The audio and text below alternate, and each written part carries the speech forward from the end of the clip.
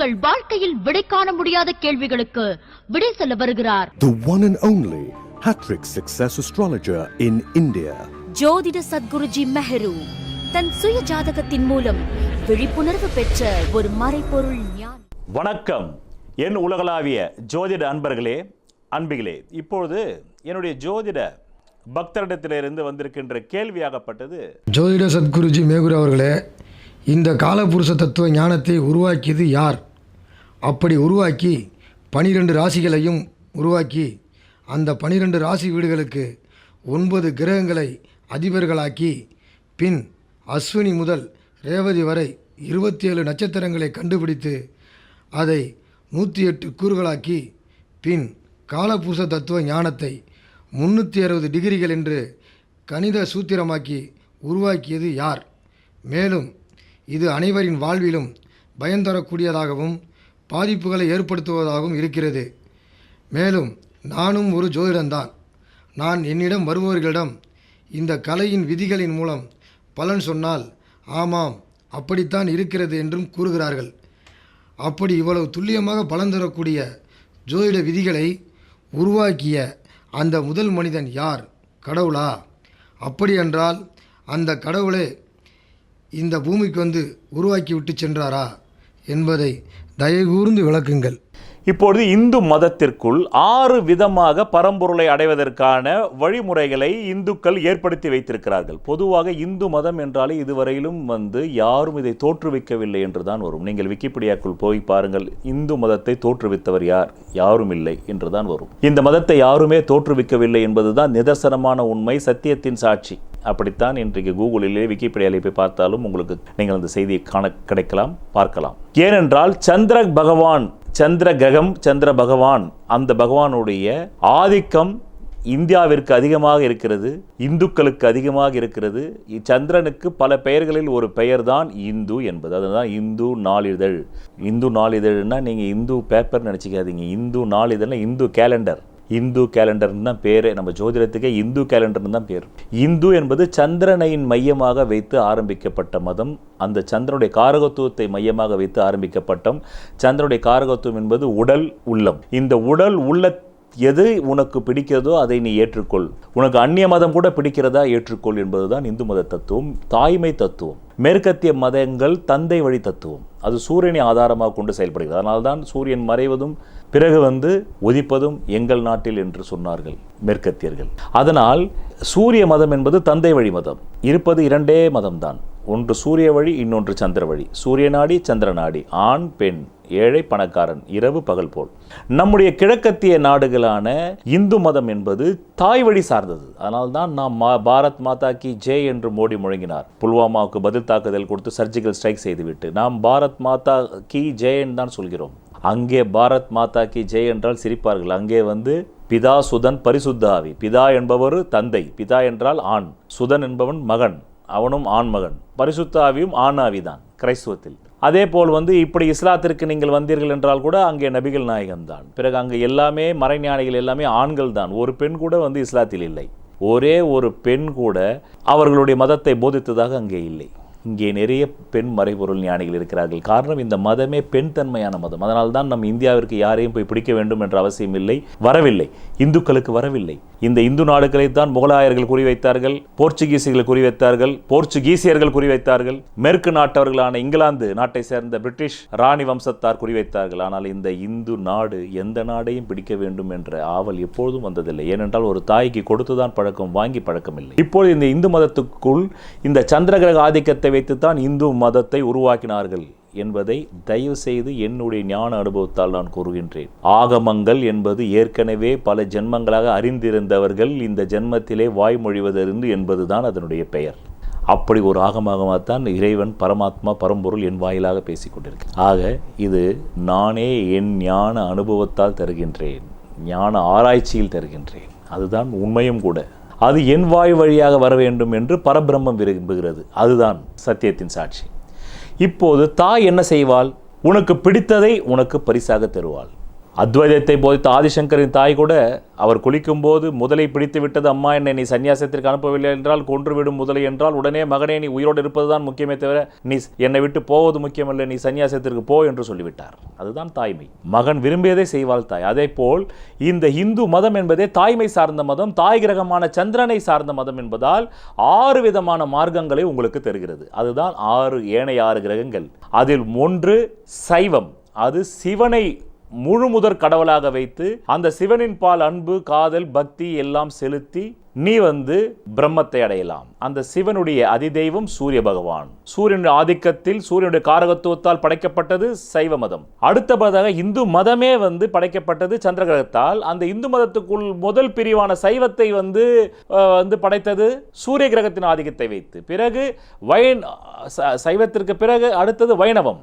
ஆக சைவம், வைணவம், சாக்தம், கௌமாரம், சௌரம், காணாபத்தியம், ஸ்மார்த்தம். ஆக வைணவம் என்பது முழுக்க முழுக்க புதன் கிரகத்தை வைத்து படைக்கப்பட்டது. புதன் என்பவன் லௌகீக இச்சைகளில் திரிபவன், லௌகீக இச்சைகளை விட்டு என்றைக்குமே விலகாதவன். ஆனால் தான் பெருமாள் லௌகீக இச்சைகளிலேயே மூழ்கி இருந்தார். அவருடைய உடம்பையே பாருங்கள், சிவபெருமானுடைய உடம்பை பாருங்கள், ஒரும் ருத்ராட்ச கொட்டையை தவிர ஒன்றும் இருக்காது. இங்கே பாருங்கள், வைடூரியங்கள் இருக்கும், மாணிக்கம் இருக்கும், வஜ்ரம் இருக்கும், வைரம் இருக்கும், விலையுயர்ந்த வைரம் இருக்கும், கோஹினூர் வைரம் கூட இருக்கும். காரணம் இளவரசன். வைணவம் என்பது புத கிரகத்தை சார்ந்து படைக்கப்பட்டது. அங்கு அவர்களுக்கு முழு முதற் கடவுள் பெருமாள்.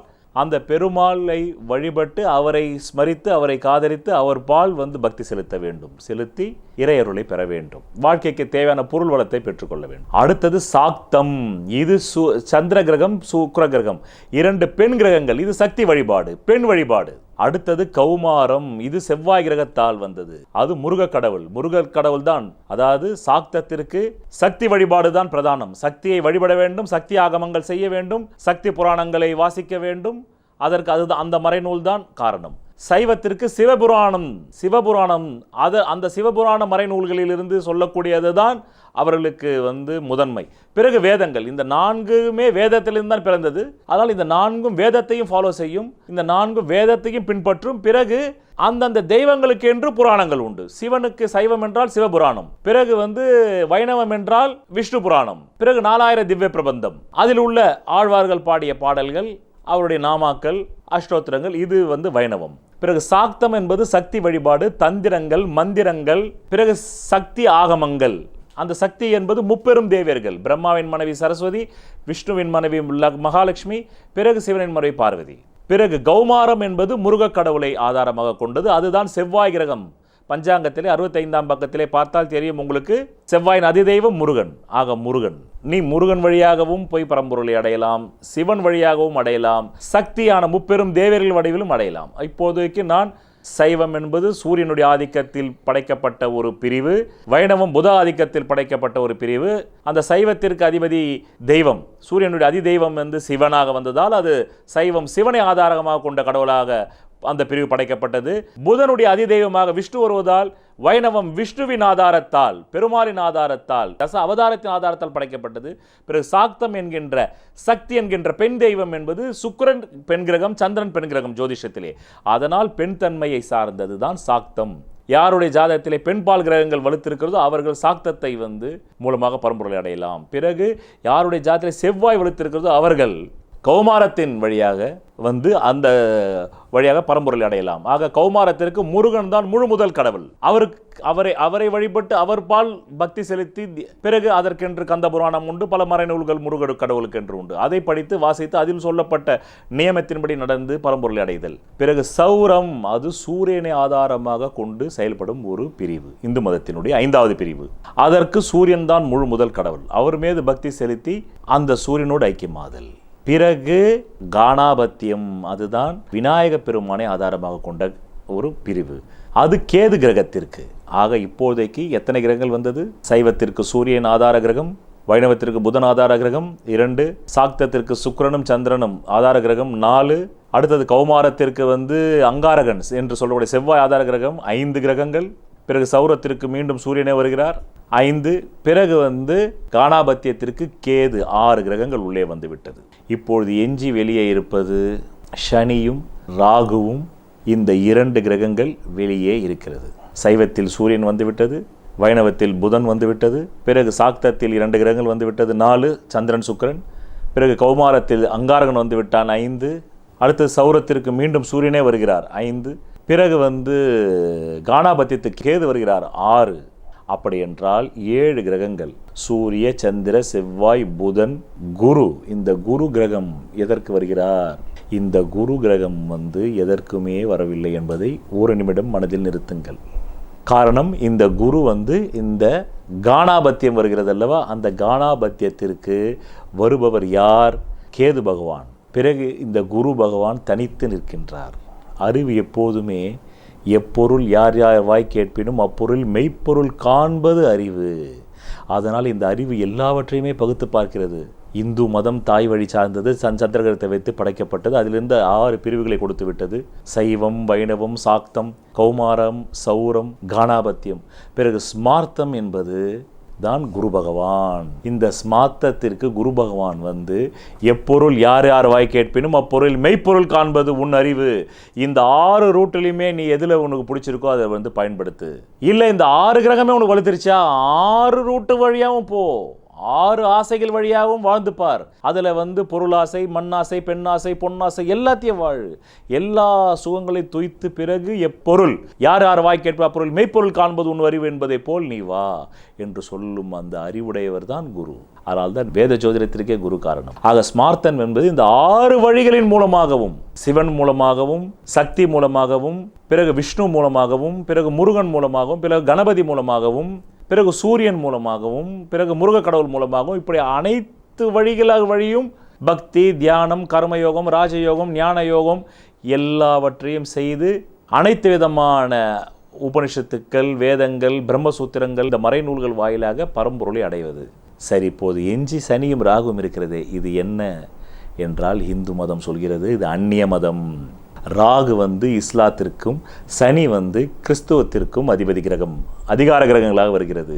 எப்படி ராகு இந்த மேரு சொல்லிவிட்டால் நம்பிவிடுவதா? எப்படி ராகு இஸ்லாத்திற்கு பொருந்தும் என்றால் ஒரு சில ஓமானங்கள் தருகின்றேன், அதை வைத்தே நீங்கள் புரிந்து கொள்ளலாம். சொல்வதெல்லாம் பலிக்கும் அபூர்வ வாக்கு சக்தி பெற்றவர் மெஹ்ரு அவர்கள். உங்கள் வாழ்க்கையில் பணம், புகழ், பதவி, திருமணம், குழந்தை பேறு, உயர்கல்வி, வெளிநாட்டு யோகம், கலைத்துறையில் வெற்றி, அரசியலில் வெற்றி போன்ற இன்னும் எண்ணற்ற உங்கள் வாழ்வின் கேள்விகளுக்கு ஒரு மனிதன் அவன் ஜாதகத்தை எப்படி அறிந்து கொள்வது? கான்டாக்ட் ஜோதிட சத்குருஜி மெஹ்ரு.